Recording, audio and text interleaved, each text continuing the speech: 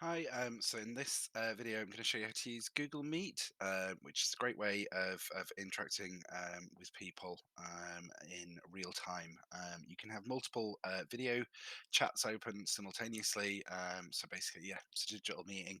You don't have to do video, you can do audio as well. I'll show you how to do that. So this is how you do.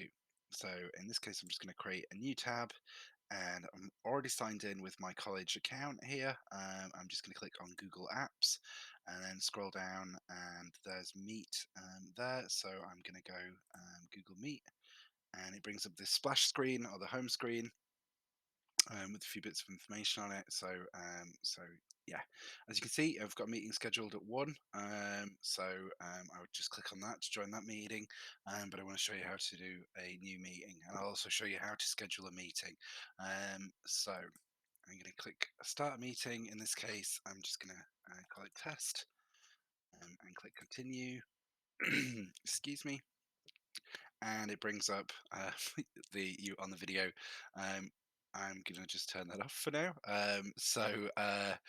Basically, if this had been the first time I'd used Google Meet on this computer, I would have had a message pop up asking me to allow the use of the microphone um, and basically, yeah, the camera. So I would have clicked allow that. But yeah, you can turn sound off or on, the camera on, or in this case off. Nobody needs to see that right now. And then you click join now. For this case, and it brings up this. You can click copying joining information. The one thing I would say is if you do that, you paste it into an email, it tends to add phone right onto the end of that, and it confuses. So it's probably easier just to manually copy by right click copy and then pasting that in to someone. You can use this in a browser, or people can use their phones. It can be easier on a lot of phones, especially if you've got an older laptop, just to do that. In which case, you could even text that to somebody. But you can go to the Play Store if you've got an Android phone and download Google Meet, and you can also do the same with the iPhone equivalent on the iStore. I'll attach links to both of them onto the Teacher Academy site. So that's what you do. So you go test, and then or you can manually add people. So just type their name in there, and they'll come up. Or select them from the list. So I'm just going to click away from that.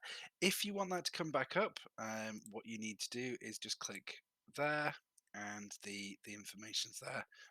Excuse me. If you'd attached attachments, you can turn on captions. It's auto captions, so they can be quite amusing. And you can also present your screen, so you can literally share your screen, what you're doing, either just a window of it or the entire screen, um, and and basically it'll choose one. So you can see I'm going to do that there, and basically it will now present. So basically, my entire screen would be being shared with whoever else is in this meeting. There's currently me and my presentation in there. So I'm going to stop presenting. There's a little chat window if you want to send messages. It can be useful if people lose sound, and you can also just add people from within here as well. Um, so, um, like I said, you can sort of turn the camera on or off in this, mute the sound, and when you want to hang up, just hang up the call, and it'll give you an option to rate it. So I also said how to schedule a meeting. So you can see I've got one scheduled in about 20 minutes with the quality team. I'll show you how to do that. You need to use Google Calendar for this, not your Outlook calendar. So everybody's got one. Again, it's in your Google Apps, and you just click on Calendar. And I've only, to be fair, been using this for the well, I've only got switched on, so you can see the team meeting there today. I'm just going to schedule a meeting for tomorrow, so just double clicked on the day. I'll untick all day because I want an actual time, 10:30 till 10:30. We'll call it test meeting. Um, One thing to just be mindful of is click time zone and just make sure that is not set to New York time, because otherwise it'll add like several hours onto it. So just make sure it's United Kingdom there, or remove the time zones completely um, for that. I'm going to add Len Layton into this, who's one of the lead pracs who can help with stuff like this. So feel free to get in touch with him or any of the lead pracs. And I've selected a Hangout meet there. So it doesn't have to have that there, but it might just say add conferencing.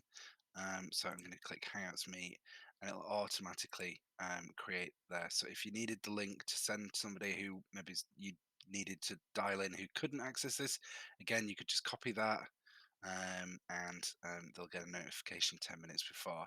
You could put a message in. So this is test, because I don't want him wondering what's going on. And then I just click save and send a message, and it'll send Len an email. And there's the meeting set for tomorrow at 10 a.m. So if I went back into Google Meet, um, excuse me, tomorrow morning, there'd be one that says 10 a.m. test meeting there. You simply click on it to join the meeting. So it's relatively straightforward. There's also visual or written instructions on this on the Teacher Academy site. I just think sometimes it's easier to follow a video. If you have any questions at all about this, get in touch with either eLearning, myself, or any of the lead pracs. And we'll be happy to help with this. So that's Google Meet.